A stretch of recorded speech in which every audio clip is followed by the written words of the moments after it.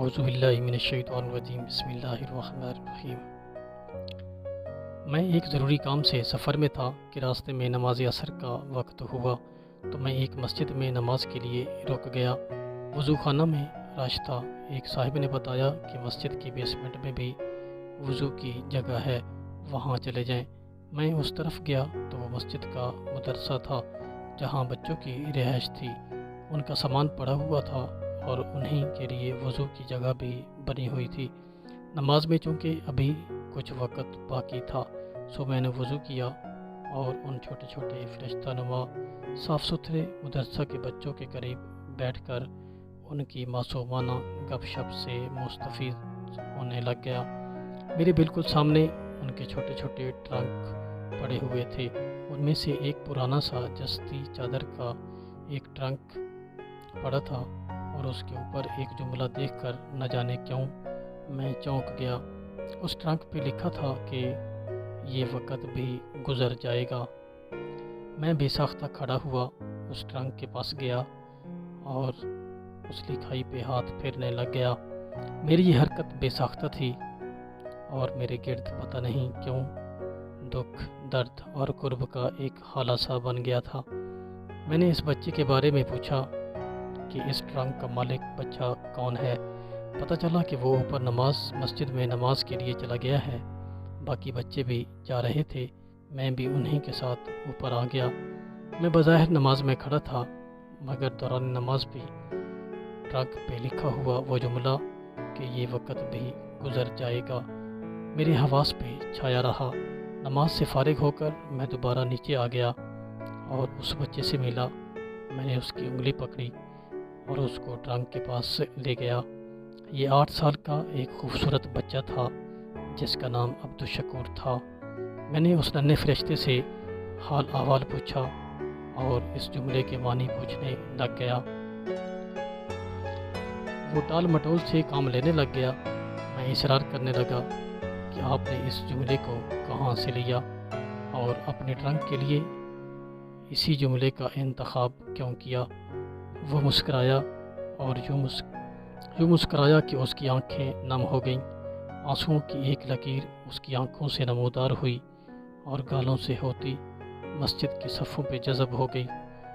وہ کچھ کہنا چاہ رہا تھا مگر کہہ نہیں پا رہا تھا۔ میں نے اس کو تسلی دی، ایک بچے کو پانی لانے کا کہا اور اس کے پاس بیٹھ گیا۔ ذرا سی دیر بعد وہ کچھ بحال ہوا اور بتایا کہ میں 3 سال کا تھا کہ میرے والد محترم ایک حادثہ میں اللہ کو پیارے ہو گئے۔ ایک بہن ہے جو مجھ سے 2 سال بڑی ہے۔ والدہ محترمہ اور بہن گھر میں ہیں۔ والد صاحب کی خواہش تھی کہ میں حافظ بنوں۔ انہوں نے اس خواہش کا اظہار امی سے کیا تھا۔ وہ فوت ہوئے تو امی نے ان کی خواہش پوری کرنے کا ارادہ کر لیا۔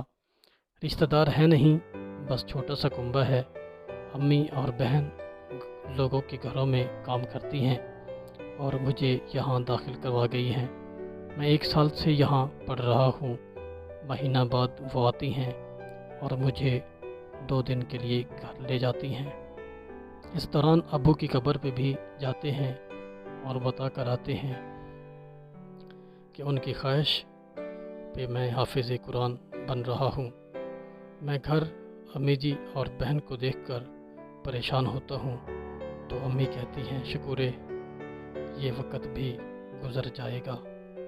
مجھے یہ بات بہت اچھی لگی اور ایک دن ایک پینٹر انکل مسجد کا کام کرنے آئے تو میں نے ان سے اپنے ٹرنک پہ یہی جملہ لکھوا لیا۔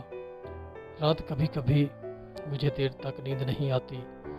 ابو یاد آتے ہیں، امی اور بہن کا کام کرنا یاد آتا ہے۔ بے چین ہوتا ہوں تو میں اٹھ کر اس جملے کو دہرا لیتا ہوں۔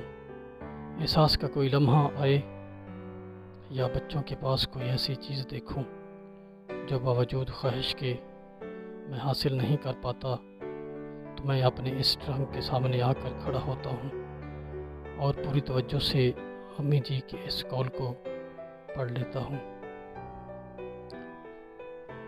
اس کے بعد اس نے کیا کہا اور میں نے کیا سنا یہ میں نہ تو لکھ سکتا ہوں اور نہ بتا سکتا ہوں۔ بس اتنا عرض ہے کہ ملک بھر میں اس طرح کے بچے بھی ہمارے بچے ہیں، ان پر زبانیں اچھالی جاتی ہیں، یہ معلوم نہیں کہ یہ معصوم کن کن حالات سے گزر کر ہمارے امام و پیشوا بنتے ہیں۔ کچھ نادان ان پر زبان درازی کرتے ہیں، انہیں کیا معلوم کہ ان کی حفاظت اللہ کے نورانی فرشتے کرتے ہیں، ان کے پاؤں تلے فرشتے پر بچھاتے ہیں۔ آخر کوئی وجہ تو ہے کہ زبان درازی کرنے والے مصلی رسول کے قابل نہیں ہوتے، بلکہ یہی معصوم پھول مصلی رسول پر ہمارے امام بنتے ہیں۔ اس لیے ان کے خلاف نہ بولا کریں، کیونکہ سورج پر تھوکنے سے اس کی شان کم نہیں ہو جاتی، اور نہ سورج پر بھونکنے سے بے نور ہوتا ہے۔ اور جب کبھی آپ کا چکر لگے ان کا حال احوال پوچھ لیا کریں، اہل محلہ ان کے احوال سے باخبر رہا کریں۔